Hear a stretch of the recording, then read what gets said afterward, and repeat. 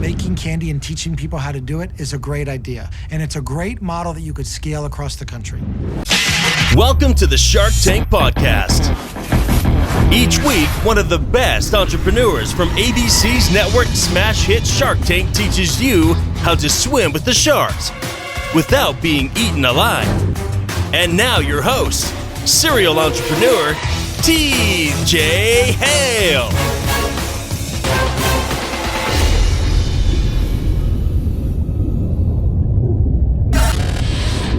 I'm Pete. Pete, how are you? Nice to meet you. You look like you're a mad scientist with that lab coat. I guess you could say I am a scientist of sorts. All right, everybody, exciting times. I'm here with the one and only Sweet Pete from The Profit. Sweet Pete, how are you? I'm doing well. How are you this morning? I'm doing really good. You know, I just talked to Allison. She was screening your calls for you, which is nice of her to do that. Did she give you the nickname Sweet Pete? Like when you guys met one of your first date, did she say, I dubbed the Sweet Pete? Because Willy Wonka was already taken? No, that's not how it happened. I don't know how we came up with Sweet Pete, but it sort of evolved. We started a new business after leaving our old family company, and going around different names. That was the one that kind of stuck. But I don't exactly remember how that came about. You should just make something up. There's got to be a cool story behind that. I know. We should make something up. Yeah. But no, I wish I could remember how we got there, but we just tried a number of different names, and that was the one we landed on. Well, yeah, I figure Willy Wonka was taken, right? But I'm looking at pictures of your new shop in Jacksonville and thinking, man, this would have made Willy Wonka jealous, I think. He can't hold a candle to this place. I'm excited to go check it out. It's got to be one of the main attractions in Jacksonville, right? It's beautiful. Oh, for sure. It is a beautiful building. In fact, it's one of the oldest buildings in Jacksonville. It was completed in 1903. It was one of the first buildings built after the Great Fire. So there's a lot of history here. It's an old building that used to be a club. So a lot of doctors, attorneys, lawyers, and politicians and so forth were members. And it's a sort of very elegant building. It had sat vacant for over 10 years. It was one of the top 10 most endangered historic buildings in Northeast Florida.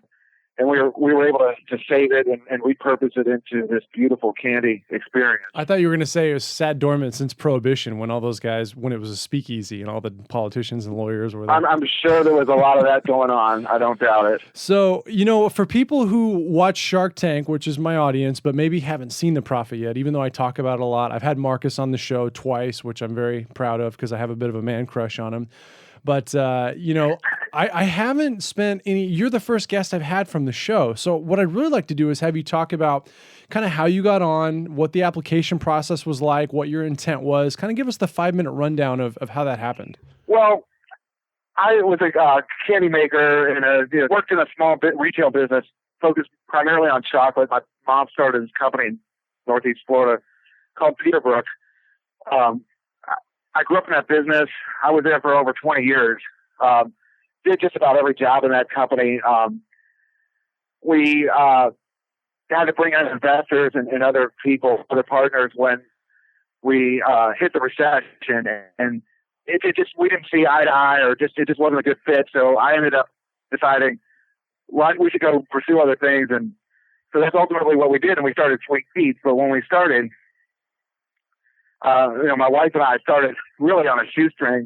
I mean, a shoestring would have been a step up from reality, right? Because we were completely, just had next to nothing. It's hard to explain to people how extreme that was and what that felt like. It's just really hard to convey that. But people wouldn't believe it. What we started with, we had left the business in a manner that.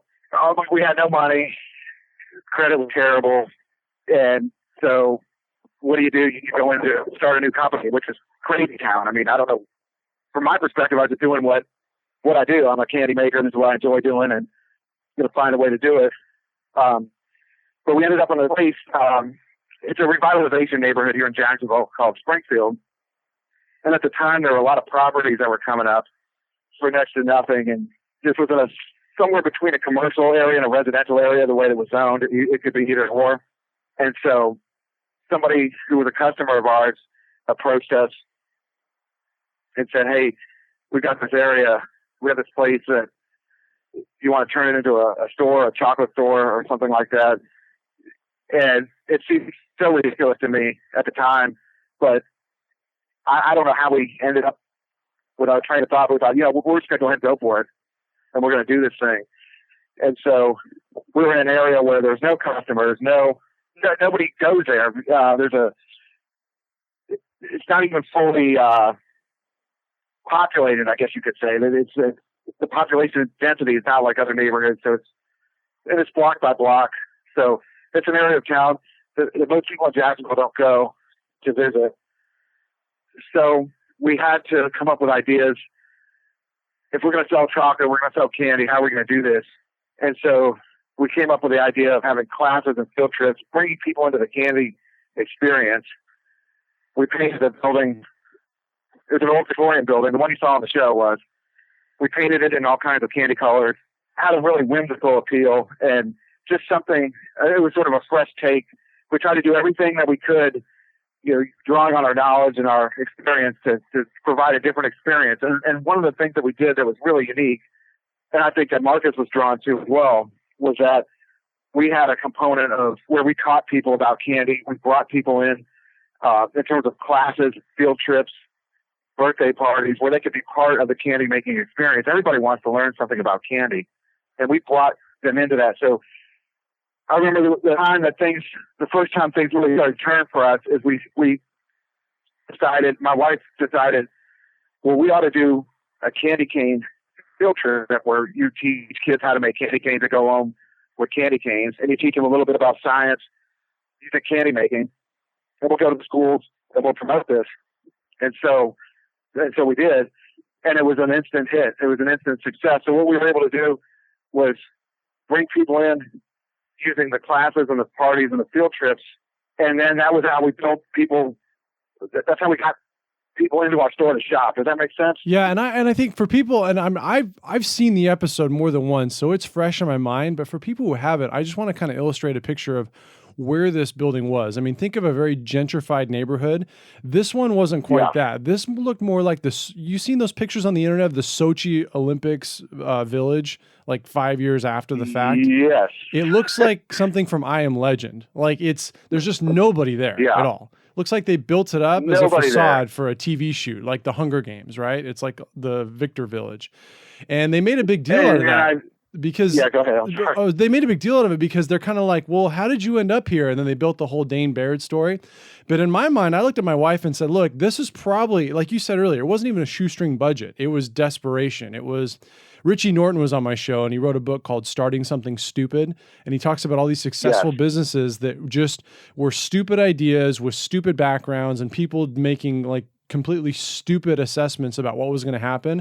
And through sheer desperation and will, they turn it into something amazing. But anyone looking at it's like, Pete, what are you doing, man? This is ridiculous. Like, what a dumb idea. Why are you in this building? I remember when we were starting this thing, initially, I wouldn't tell my friends what I was doing because I didn't want them to say, hey, you're an idiot. What are you thinking? Just go get a job. And so we went through months of planning, and we just really didn't say what we were up to because we knew how ridiculous it would sound. You had to lie to you're like, what are you doing? I'm like, it's a crack house. I'm Walter White. I'm moving illicit drugs. It's just like it's okay. Crazy. But we did it. I mean, I told Marcus on the show that time that, because he thought, like, what are you doing in this location? This is a terrible location. We had to explain to him, look, we were wiped out. It's not like we can go start a candy store anywhere. We had to, we had to start with what we could do, what we had, and that was not much. And then, but I told him that, kind of got us our confidence back because, having lost a family business like that and having just been wiped out in the manner that we were, and you start to feel like, oh my God, I can't do anything.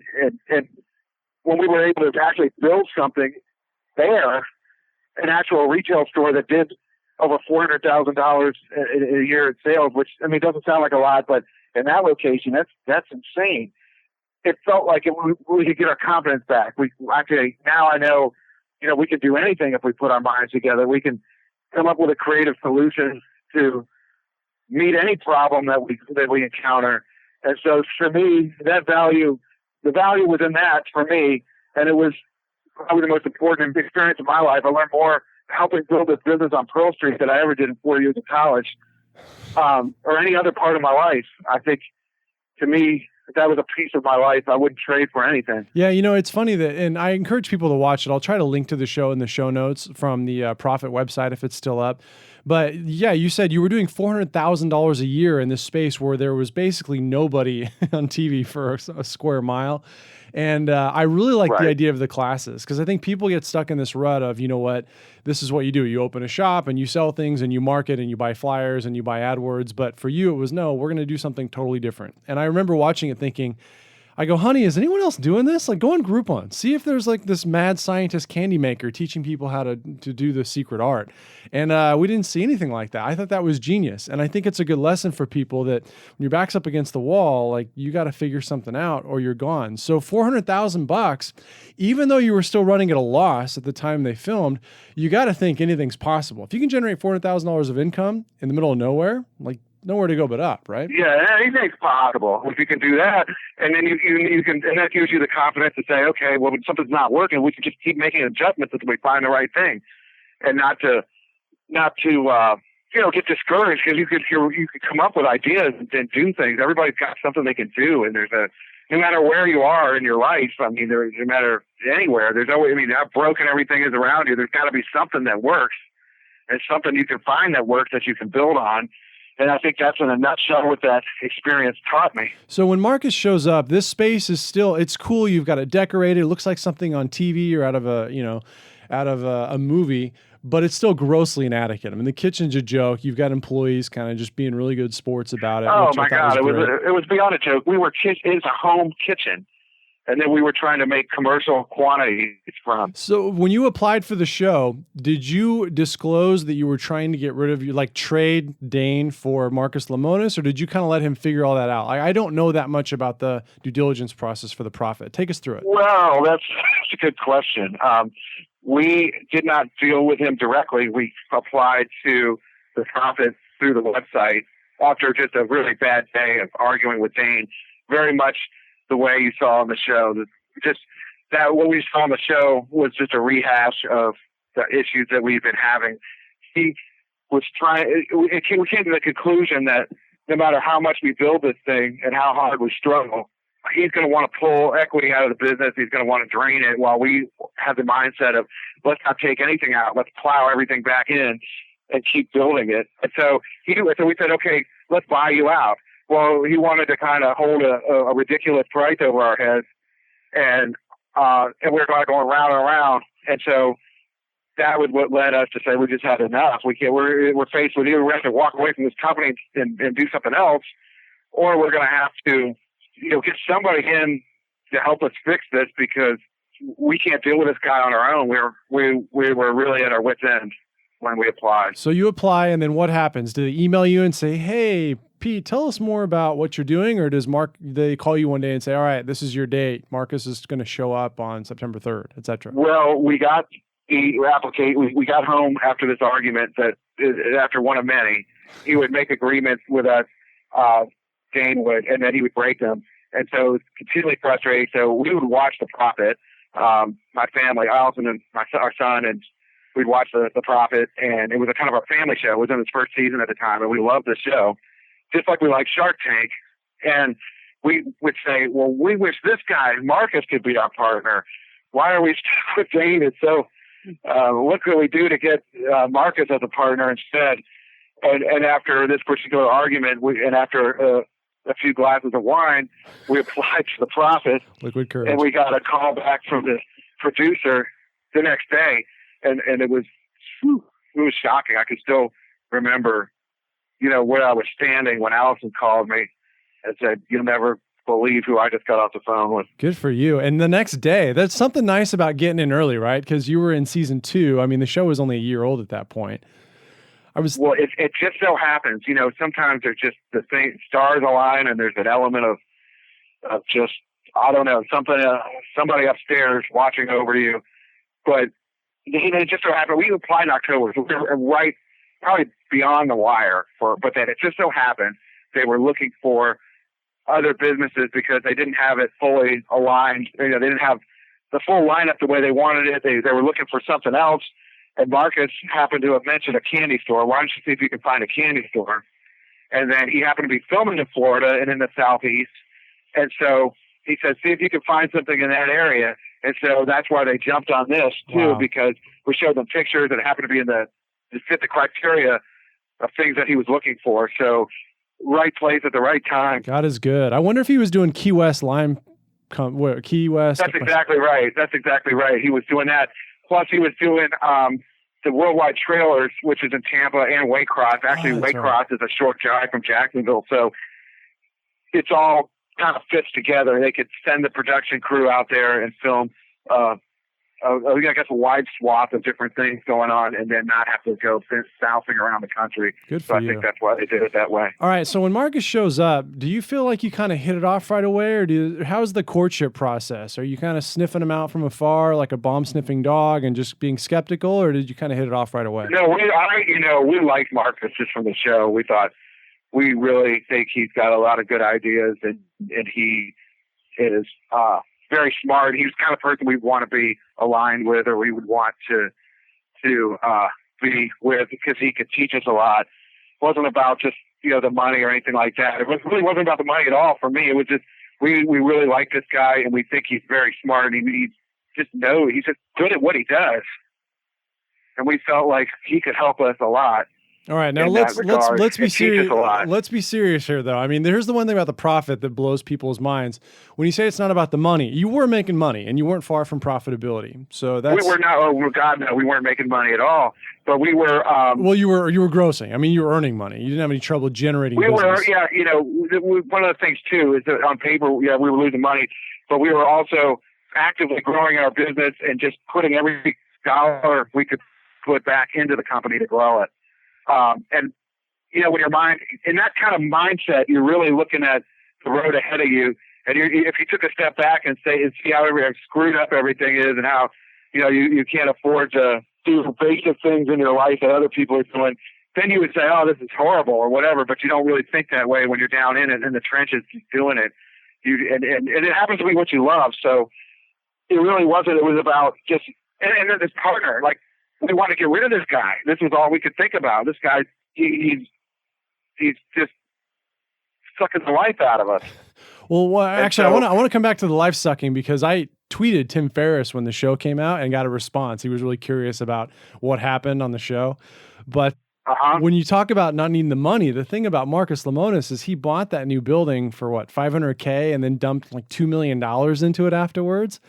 And I think that's what business owners just salivate when they watch this and go, how do I get a guy to... He brings to the table things that we could never have dreamed of. Yeah, I mean, he's Prince Charming. They're like, how do I meet the guy like this? He'll just dump millions. I mean, on Shark Tank, you'll hear about Barbara or Lori dumping additional money into a business, but it's usually like, Ava the elephant cost another $150,000 to get the product to market or to complete FDA testing. But $2.5 million to build the Willy Wonka chocolate factory, it blows me away. It really is amazing. Oh, it is amazing. It is completely amazing. I walk into work every day, and I just have to pinch myself that this is what we're doing, and it's a dream. It really is. It feels like a dream. It looks like a dream when you come in. I love seeing the faces. People look on people's faces, and the kids, their eyes light up when they come in, and it's like a wonderland. Really cool place, and it's just fun to share with people. Yeah, I think when the update ended, I turned to Tressa, my wife. I'm like, I got to get Sweet Pete on the show. Like this was amazing television. He must just walk around this place after it closes at 9:00 at night and flip the lights on and off and go, yeah, I'm Sweet Pete.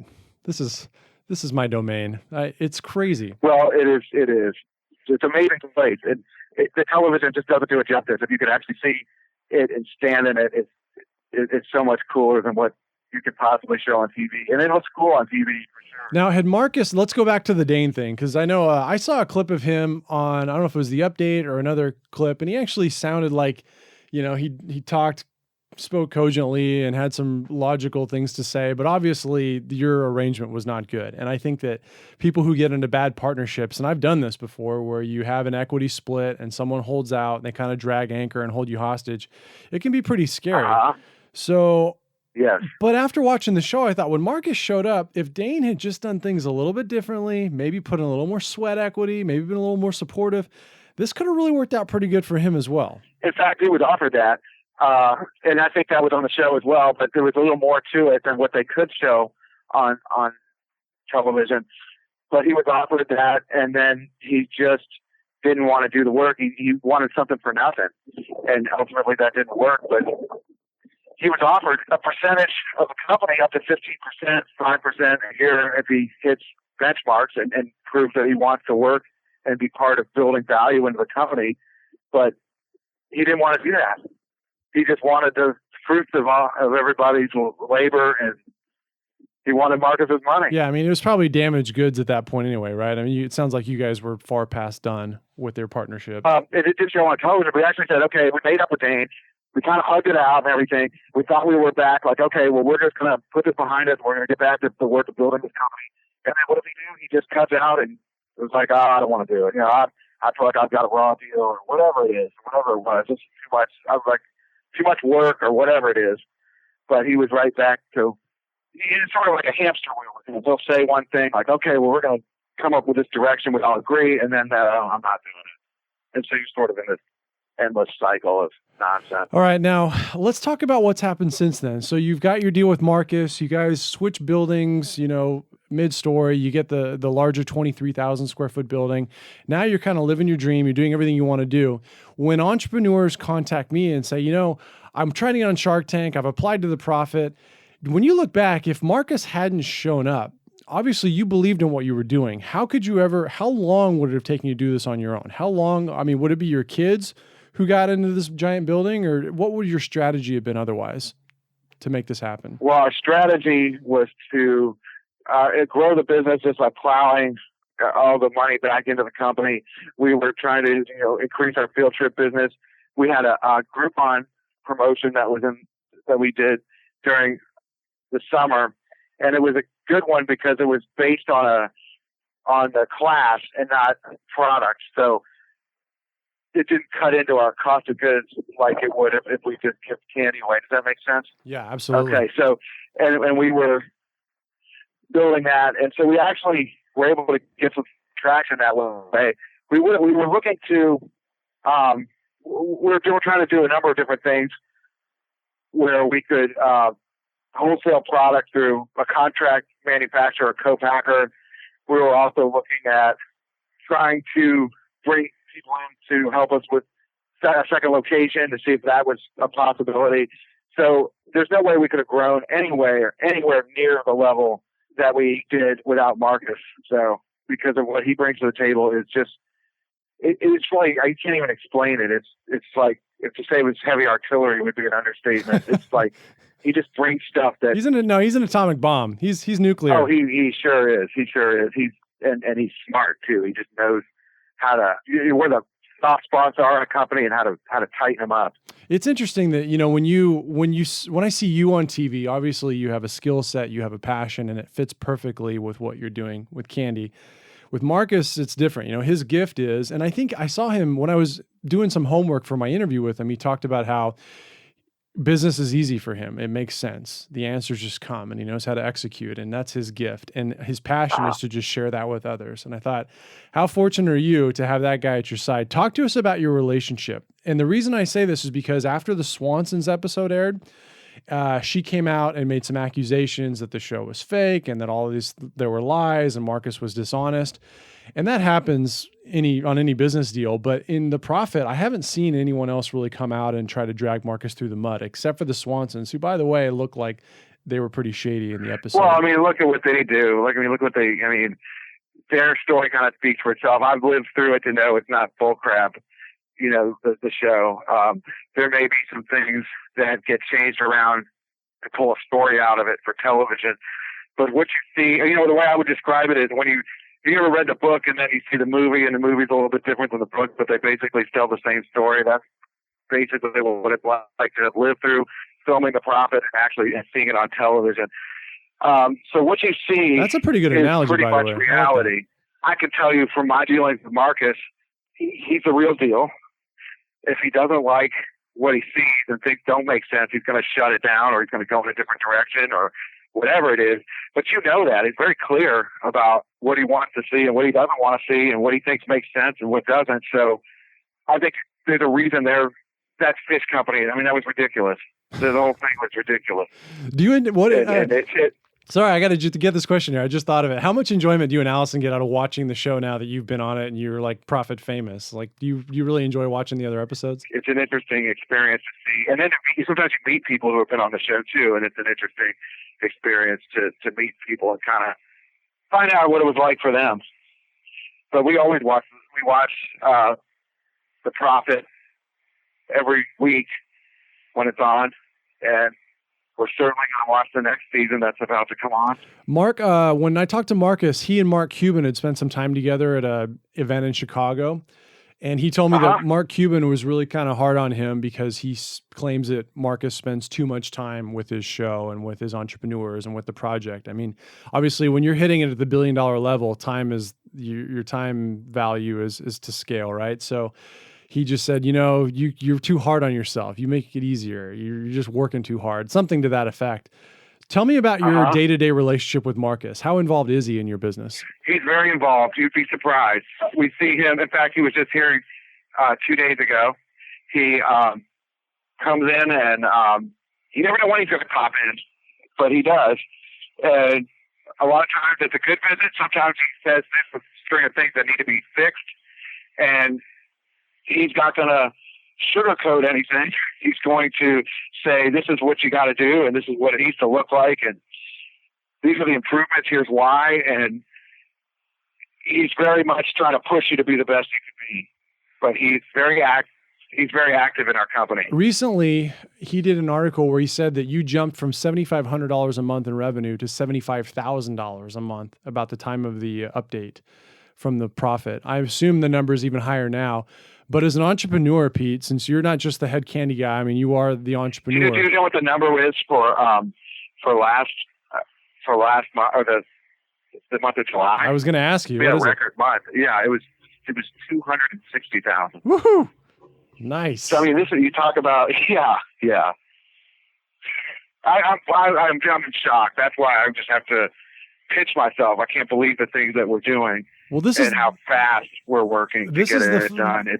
This is the fun part. Talk to us about my head spin. Well, talk to us about the scaling of the company. I mean, what are you doing differently now? What things are you implementing, or what things have you learned that you had no clue, that you were totally ignorant to a couple of years ago? What has Marcus really taught you about running your business? Give us the secret sauce. Well, I mean, it sounds not to sound corny, but people, process, product.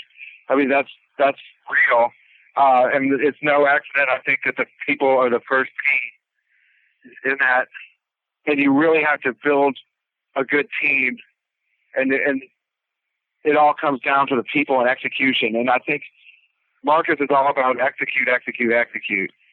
And that's where most businesses fail. And it sounds simple, but for a variety of reasons, people don't execute.